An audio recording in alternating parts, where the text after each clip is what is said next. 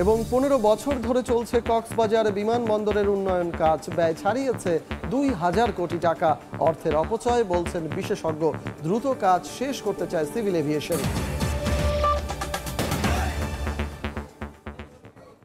বাংলা সময় সঙ্গে আছি আমি সজল মিত্র রিচার্ড।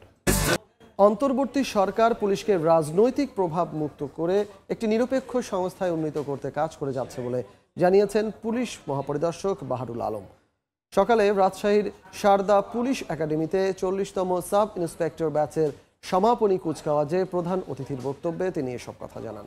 আইজিপি আরও বলেন, পুলিশ সংস্কার কমিশনের উদ্যোগের সাথে সবাই একাত্ম।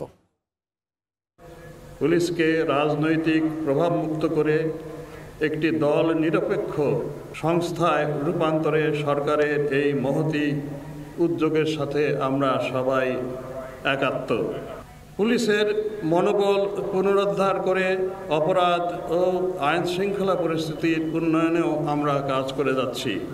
ভেঙে পড়া রাষ্ট্র কাঠামোকে পুনর্নির্মাণ করে একটি বৈষম্যহীন ও গণতান্ত্রিক রাষ্ট্র প্রতিষ্ঠিত হবে, এই প্রত্যাশা সমগ্র জাতির। 15 বছরেও শেষ হচ্ছে না পর্যটন নগরী কক্সবাজার বিমানবন্দরের উন্নয়ন কাজ।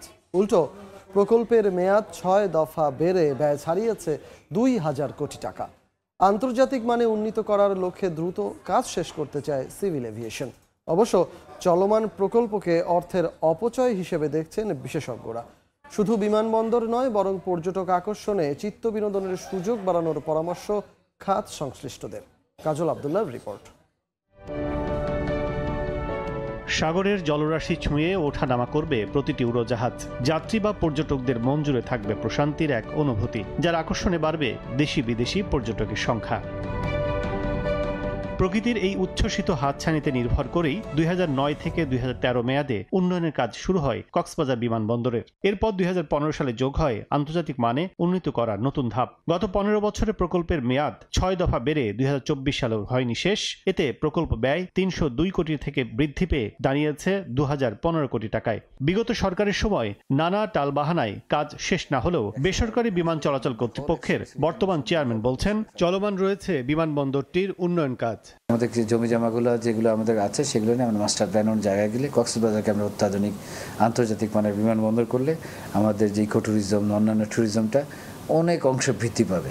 ইতিমধ্যে বিমানবন্দরের রানওয়ে 2225 ফুট বাড়িয়ে সম্প্রসারণ করা হয়েছে 9000 ফুটে, যা দেশের অভ্যন্তরে থাকা বিমানবন্দরের রানওয়েগুলোর মধ্যে সর্ববৃহৎ। আন্তর্জাতিক মানে উন্নীত করতে রানওয়ে আরও সম্প্রসারিত করে তৈরি করা হচ্ছে 10,700 ফুটে। তবে প্রশ্ন হলো, কক্সবাজারের সমুদ্র ছাড়া আর কি দেখতে আসবেন পর্যটকরা?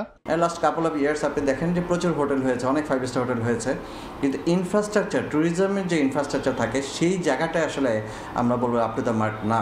আন্তর্জাতিকভাবে এইটাকে সমৃদ্ধ করা, তাদের সাথে বিদেশি ট্যুরিস্ট আনা, সেখানে কক্সবাজারকে একটা পপুলার ডেস্টিনেশন হিসেবে তৈরি করা, অনেকগুলো কাজ কিন্তু এখানে আছে।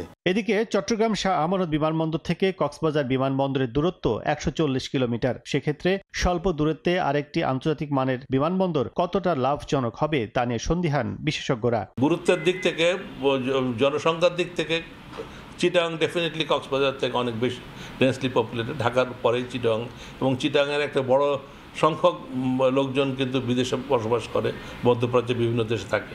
কাজে চিটাগাং থেকে যে প্যাসেঞ্জার হওয়ার সম্ভাবনা আছে বা যে এক্সপোর্টের সম্ভাবনা আছে, কক্সবাজারে কিন্তু তার নাই। ভৌগোলিকভাবে দক্ষিণ এশিয়ায় কক্সবাজার অত্যন্ত গুরুত্বপূর্ণ পয়েন্ট। এজন্য সাগর পাড়ের বিমানবন্দরকে পর্যটক ছাড়াও যে কোনো ফ্লাইটের রিফুয়েলিং এর জন্য টেকনিক্যাল ল্যান্ডিং এর লক্ষ্যে আঞ্চলিক হাব হিসেবে গড়ে তুলতে চায় সরকার।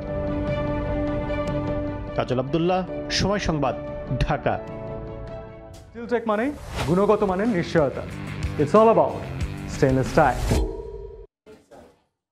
বাংলার সময় আরো থাকছে, মাঘের শুরুতে গ্রাম বাংলার ঐতিহ্য পোলো বাবা উৎসব। সিলেটের বিশ্বনাথে মাছ শিকারের নানা বয়সীদের মিলন মেলা, যোগ দেন প্রবাসীরাও। বাংলার সময়, মাঘের শুরুতে গ্রাম বাংলার ঐতিহ্য পোলো বাবা উৎসবে মাতলেন সিলেটের বিশ্বনাথবাসী। মাছ শিকারের নানা বয়সীদের মিলন মেলায় যোগ দেন প্রবাসীরাও। দিগের সিংহের ছবিতে জয়ন্ত কুমার দাসের রিপোর্ট। শীতের সকালেই হাতে পোলো ও জাল নিয়ে গোয়াহরি বিলের পাড়ে দাঁড়িয়ে ৩ শতাধিক মানুষ নির্ধারিত সময় হলেই নেমে পড়েন ছোট বড় মাছ শিকারে। সিলেটের বিশ্বনাথের গোয়াহরি বড় বিলে প্রতি বছর অনুষ্ঠিত হয় পোলো বাওয়া উৎসব, যা আবহমান গ্রাম বাংলার ২০০ বছরের ঐতিহ্য। বোয়াল, কার্প, মৃগেল, ঘনিয়া, শোল, কাতলা সহ নানা জাতের মাছের পাশাপাশি ধরা হয় ছোট মাছও। রীতিমতো আনন্দমুখর ভাবে চলে এই প্রতিযোগিতা। অন্ততপক্ষে ২-২৫০ বছর যাবত এইভাবে পোলো বাওয়া চলতেছে। আমাদের খুব আনন্দ লাগে, খুব ভালো লাগে। আসা বছর অপেক্ষা করি আমরা, খরিয়া করি ওই জন্য। ও মারছি যে আর তো মারা হইতো না। আমি ভাই মাছ পাই না ভাই, এই বছর ভাই প্রথম ভাই ৫-৬টা মারছি, আরো মারমু ভাই ইনশাল্লাহ। যে সময় ফলের ভিতরে লড়ে জুড়ে জাপ দিলাম, জাপ দেওয়ার পরে তারা ধরলাম। গ্রামের সব পরিবারই এ উৎসবে অংশ নেয়। আমাদের যে পূর্বপুরুষ যে সময় নির্ধারণ করে গেছিলেন, এখন পর্যন্ত আমাদের এটা চলমান আছে এবং আমরা এইটাই আশা করছি আমাদের যে ভবিষ্যৎ প্রজন্ম ওরাও দূরে রাখবে।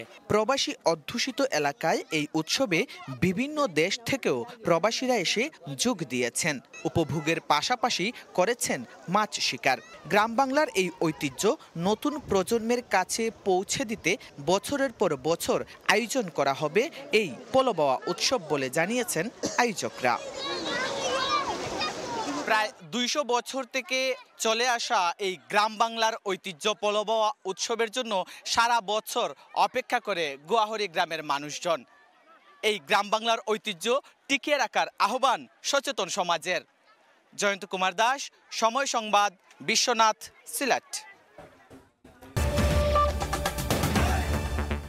এ ছিল বাংলার সময়ে, সঙ্গে থাকুন সময়ের।